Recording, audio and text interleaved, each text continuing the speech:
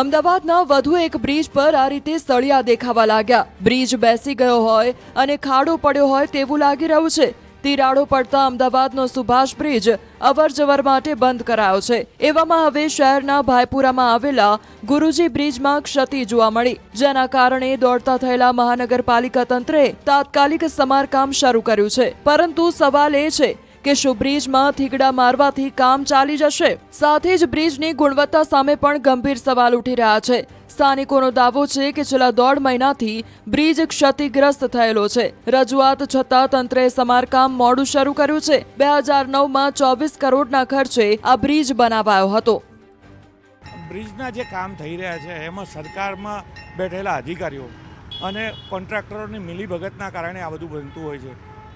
નિમ્ન કક્ષાની ગુણવત્તાવાળું મટીરિયલ વાપરતા હોય, જેના કારણે આ બ્રિજની ગુણવત્તા જળવાતી નથી અને આખરે થોડા ટાઈમની અંદર જ આ બ્રિજ તૂટવાની વ્યવસ્થા તૂટતો હોય છે।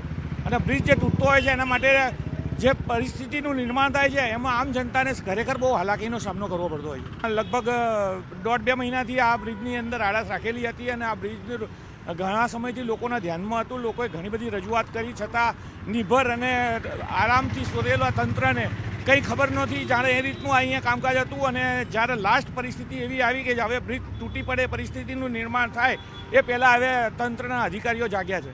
હાટકેશ્વર અને ઘોડાસરને જોડતો 132 ફૂટના કોર્પોરેશનના એએમસીના આ મોડેલ રોડ ઉપર ગુરુજી બ્રિજનું જે નિર્માણ થયું અને આ ગુરુજી બ્રિજને લગભગ 1.5 દાયકો વીતી ગયો છે અને ગત વર્ષે જ આપણે ચોમાસા પહેલાં 2 થી 3 વાર આ સળિયા પડ્યા હતા।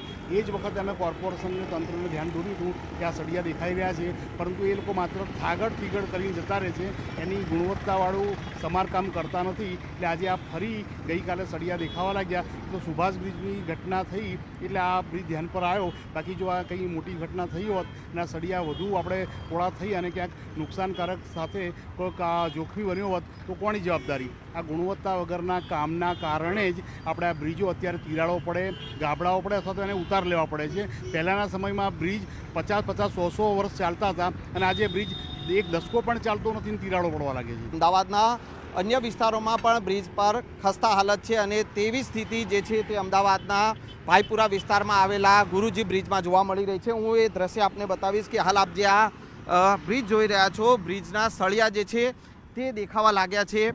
આ જે પેચવર્ક આરસીસીનું જે કરવામાં આવ્યું હતું એ પેચવર્ક પણ જે છે જાણે બેસી ગયું છે અને હવે સુભાષ બ્રિજમાં જે પ્રકારની તિરાડો બાદ તેને રિપેરિંગ કરવા માટે એ બંધ કરવામાં આવ્યો છે, ત્યારે હવે અમદાવાદ મ્યુનિસિપલ કોર્પોરેશનને હવે અન્ય બ્રિજો જે છે તે માં જે તિરાડો હવે દેખાઈ રહી છે અને તેના કારણે હાલ આપ જ્યાં જોઈ શકો છો કે તંત્રના જે કર્મચારીઓ જે છે તેઓએ હવે આ બ્રિજને જે છે આડસો મૂકી અને બ્રિજને છે બંધ કર્યો છે અને એટલો ભાગ જે બંધ કરી અને અહીંયા રિપેરિંગ કામ શરૂ કર્યું છે।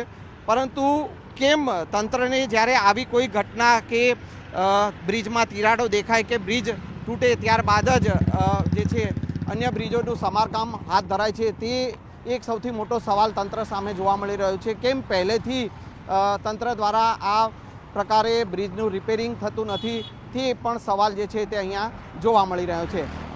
કેમેરામેન પ્રકાશ દેસાઈ સાથે સંજય ટાંક, ન્યૂઝ 18 ગુજરાતી,